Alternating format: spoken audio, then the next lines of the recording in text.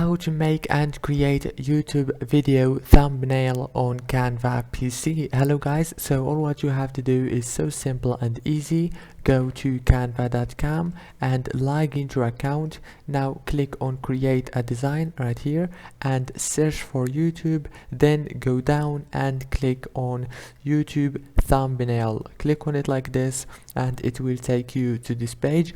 Now you will have many thumbnails. Templates are so professional, like this one for example, and you can edit all those stuff right here very easy.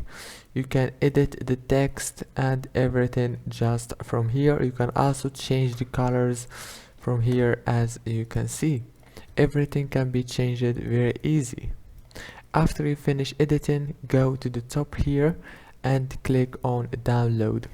If this video was helpful, please don't forget to like, subscribe, and see you later.